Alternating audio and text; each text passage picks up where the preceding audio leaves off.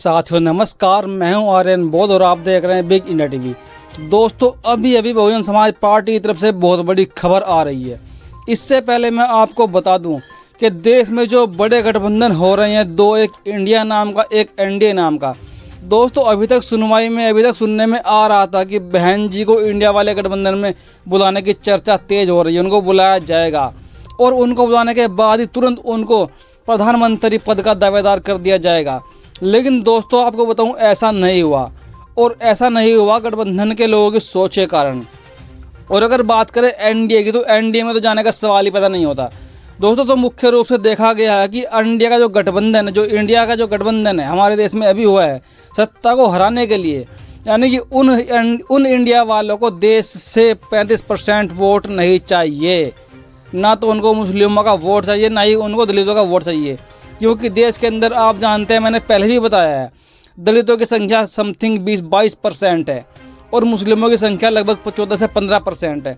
तो यानी कि 35 से 35% वोट इंडिया वाले गठबंधन खुद अपने आप नकार रहे हैं, अपने हारने की वो तैयारी कर रहे हैं। दोस्तों इंडिया गठबंधन को लेकर एक और भी खबर है। इनकी अगली मीटिंग मुंबई में होने वाली, और मुंबई में होने वाली मीटिंग को लेकर अगर बात की जाए तो दो मेन पॉइंट रहेंगे उसमें। एक तो उत्तर प्रदेश की लोकसभा सीटों के बंटवारे को लेकर, और एक दूसरा रहेगा कॉमन मिनिमम प्रोग्राम को लेकर कि क्या कुछ किया जाए। दोस्तों अगर सीटों के बंटवारे को लेकर बात करें तो अखिलेश यादव ने साफ साफ कर दिया है कि उत्तर प्रदेश में हम सिर्फ कांग्रेस को 7 से 8 सीटें ही देंगे। और इस बात को लेकर कहीं ना कहीं राहुल गांधी और प्रियंका गांधी के दिमाग में हलचल पैदा हो गई है। दोस्तों ये गठबंधन भी खतरे की निशानी नजर आ रहा है, क्योंकि गठबंधन के अंदर ही तालमेल नहीं बैठ रहा है। और दोस्तों बहुजन समाज पार्टी की जो एकला चलोगी राजनीति है, जो एकला चलोगी नीति है, वो लगभग कहीं ना कहीं कारगर होती नजर आ रही है। दोस्तों वैसे तो देश के अंदर एनडीए को छोड़कर और इंडिया गठबंधन को छोड़कर और भी 4-5 मुख्य दल है, लेकिन लगता है कि अब तीसरा मोर्चा जल्दी ही बनने वाला है। और जब भी देश के अंदर तीसरा मोर्चा बनता है तो वो तीसरा मोर्चा जो होता है वो देश के अंदर की सत्ता को स्थापित करने के लिए, सत्ता को हटाने के लिए मुख्य रोल अदा करता है, ये आप जान लीजिए। और मैं अब आपको बताता हूँ बहन कुमारी मायावती जी ने मणिपुर के मुद्दे को लेकर सरकार को किस तरह घेरा है, और मणिपुर के मुद्दे को के साथ साथ ही कांग्रेस सरकार को भी बहन कुमारी मायावती जी ने अपने बयानों से ट्वीट करके कैसे हड़काया है, कैसे घेरा है। चलिए मैं आपको बताता हूँ। मणिपुर में महिलाओं के साथ भीड़ द्वारा जो दरिंदगी की गई है वह अत्यंत ही दुखद, शर्मनाक तथा दिल को दहलाने वाली घटना है। राज्य व केंद्र की सरकार को भी ऐसे आपराधिक तत्वों को इतनी सख्त सजा दिलवानी चाहिए कि इस प्रकार के जघन्य अपराध की आगे कहीं भी पुनरावृत्ति ना हो। यहाँ दोस्तों बहन कुमारी मायावती जी ने मणिपुर के कांड को लेकर इतना बड़ा हमला बोला है केंद्र सरकार और वहाँ की राज्य सरकार पर। दोस्तों लेकिन अभी तक वहाँ के सीएम आरएन वीरेन अपनी कुर्सी पर चिपके हुए हैं। लोग उनसे इस्तीफे की मांग कर रहे हैं कि आप इस्तीफा दीजिए, आपसे एक प्रदेश थम नहीं रहा। अपने प्रदेश में दंगा करा के रखा हुआ है, लोग जल जल के मर रहे हैं, लाशों के अंबार बिछ गए हैं, लेकिन वो लोग अब तक अपनी कुर्सी पर चिपके हुए हैं क्योंकि वो भाजपा की सरकार है। लेकिन इस मुद्दे पर अभी तक भाजपा सरकार ने अपना मुंह नहीं खोला है। लेकिन अगर भाजपा सरकार ने मुंह खोला भी तो मात्र मोदी 36 सेकंड बोले हैं इस मुद्दे पर मणिपुर के, जहां पर हजारों लोग मर चुके हैं, जल चुके हैं, कट चुके हैं। और दोस्तों अगला ट्वीट बहन जी ने क्या किया है। लेकिन इस घटना को लेकर अब जो राजनीति की जा रही है वह भी अनुचित एवं चिंतनीय है। संसद में इस पर जरूर सार्थक चर्चा होनी चाहिए, जबकि इस घटना का माननीय सुप्रीम कोर्ट में भी खुद संज्ञान लिया है, जिसे दबाया नहीं जा सकता। अर्थात मणिपुर की दुर्भाग्यपूर्ण घटना पर सभी को गंभीर होना जरूरी है। दोस्तों बहन जी के इस बयान के आते ही लोगों ने तरह तरह की प्रतिक्रिया दी है। एक विधायक है सपा पार्टी के राम गोपाल ने क्या कुछ कहा है, चलिए बताता हूँ आपको।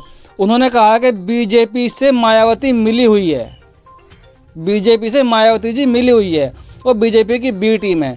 दोस्तों अगर बहन जी ने कोई बयान दे दिया मणिपुर जैसे मुद्दे को लेकर देश के अंदर जो चल रहा है, तो क्या इस मुद्दे पे बयान देना गलत है? क्या गरीबों की, मजलूमों की आवाज़ उठाना गलत है? जो इस सपा के विधायक है राम गोपाल, इन्होंने कह दिया कि बीजेपी की बी टीम है मायावती जी, तो इनको इतना बुरा लग गया कि बहन जी को बी टीम बता दिया। वो समय भूल गए जब इनके ही पार्टी के चाचा शिवपाल चाचा, अखिलेश जी के चाचा ने पार्टी को तोड़कर पार्टी को तहस नहस कर दिया था और खुद बीजेपी की गोद में बैठ गए थे जाकर। वो समय इनको याद नहीं आ रहा, लेकिन बहन जी जैसे कोई बयान देगी, ये सपा के विधायक आगे निकल कर आ जाते हैं, चिल्लाते हैं कि बहन जी बीजेपी की बी टीम है, जबकि बहन जी बीजेपी पर हमला बोल रही है। आगे क्या लिखा है बहन जी ने कांग्रेस सरकार को लेकर, बताता हूँ आपको। राजस्थान की कांग्रेस सरकार पर भड़की मायावती, कहा कुंभकर्ण की नींद सो रही है गहलोत सरकार।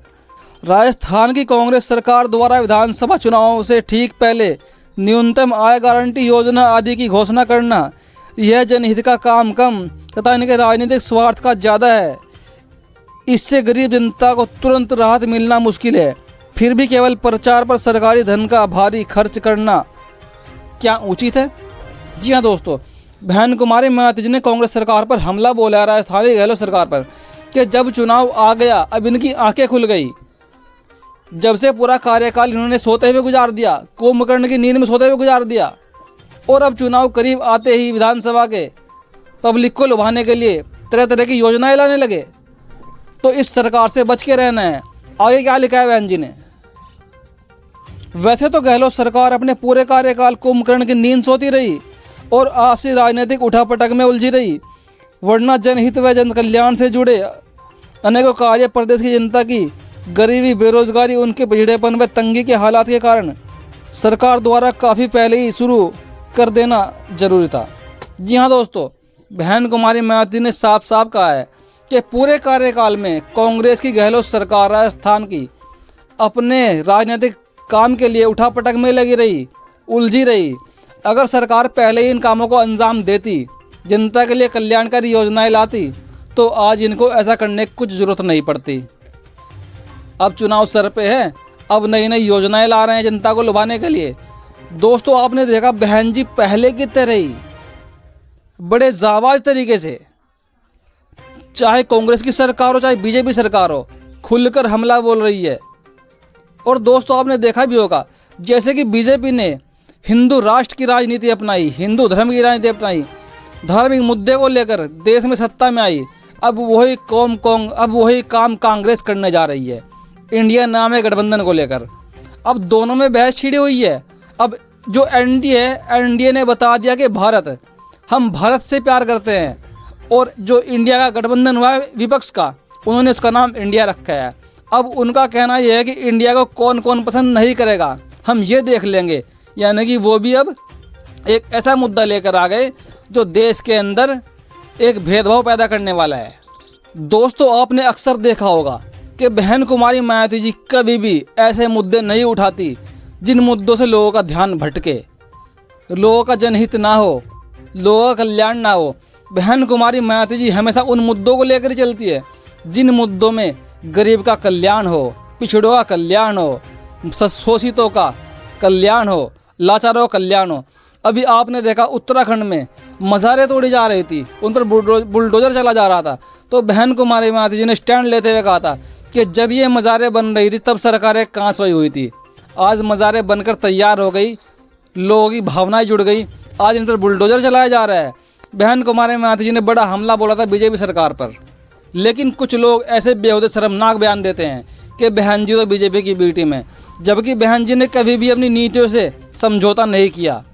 जब भी बहन जी गठबंधन करती है किसी से, अपनी शर्तों पर करती है और शर्तें माननी भी पड़ती हैं, क्योंकि बहन जी एक ऐसी नेता है जिसको पूरी दुनिया जानती है, जिनको आयरन लेडी कहा गया है। दोस्तों पूरे देश में बहन कुमारी मायावती जी के पास हर राज्य में वोट बैंक है, कहीं 7% तो कहीं 10% तो कहीं 20% तो कहीं 5%, और बहन जी को पूरे देश से वोट मिलता है। अब जो ये इंडिया नाम का गठबंधन है, इन्होंने बहन जी को गठबंधन से बाहर कर दिया, क्या सोचकर किया होगा? क्यों गठबंधन में नहीं लिया? क्या ये मुस्लिमों के बिना, दलितों के बिना गठबंधन को जिता पाएंगे? कहीं ऐसा ना हो जाए इनके साथ कि गठबंधन तो कर लिया, सीटें भी आ गई लेकिन जीत नहीं पाए, उधर एनडीए भी रह गया, इधर इंडिया भी रह गया, और 100 सीटें आ गई बहन जी के पास अपने तीसरे मोर्चे के माध्यम से। तो फिर क्या करेंगे ये लोग? बहन जी को एनडीए भी बुलाएगा और इंडिया भी बुलाएगा कि अब बहन जी आप आ जाओ, हम आपको पीएम बना देंगे। एनडीए कहेगा बहन जी इधर आ जाओ, हम आपको पीएम बना देंगे। तो सोचेगा वो कितना अच्छा नज़ारा होगा देखने लायक। तो दोस्तों इनके गठबंधन से यही लगता है कि जो इंडिया वाला गठबंधन है वो लोग मुस्लिमों का वोट तो चाहते हैं, दलितों का वोट तो चाहते हैं, लेकिन उनको सत्ता में भागीदारी देना नहीं चाहते। अब इसीलिए दलितों को सोचना है और मुस्लिमों को सोचना है कि हमारा हक अधिकार की बात कौन करता है, हमारे हक किसकी सरकार में नहीं, हमारे हक किसकी सरकार में सेफ है, सुरक्षित है। और जो लोग धार्मिक मुद्दों को लेकर धर्म की भावना में आकर बहकर वोट कर जाते हैं उन लोगों को समझना पड़ेगा, क्योंकि जिस भी देश ने धार्मिक मुद्दों को लेकर सरकारें बनाई है वो देश हमेशा बर्बाद ही हुआ है। और आज आप देख लो हमारे देश की जीडीपी कहाँ चली गई, हमारे देश का रुपये का मूल्य कितना गिर गया, आप खुद देख सकते हैं। और गोदी मीडिया रात दिन चिल्लाता है रुपये को भी लेकर कि जो लोग विदेश में काम करते हैं उनके लिए फ़ायदा हुआ है रुपये की, अगर वैल्यू गिरती है तो उनको ज़्यादा पैसा कमाने का मौका मिला है। हमारे देश में ऐसे ऐसे गांडू चूतिया मीडिया भरे हुए हैं, उनको देश से कोई मतलब नहीं। जो देश के 2-4 लोग बाहर कमाते हैं उनको उनकी चिंता है मात्र, जो देश में 135 करोड़ लोग रहते हैं इनकी कोई चिंता नहीं है। लेकिन देखने में अब ये आ रहा है कि तीसरा मोर्चा जल्दी बनने वाला है, दलितों को लेकर और मुस्लिमों को लेकर। और नवीन पटनायक की पार्टी भी है जो अभी तक गठबंधन से किसी भी बाहर है। तो दोस्तों आपकी इस पर क्या प्रतिक्रिया है, अपनी प्रतिक्रिया में जोड़ दीजिएगा। धन्यवाद।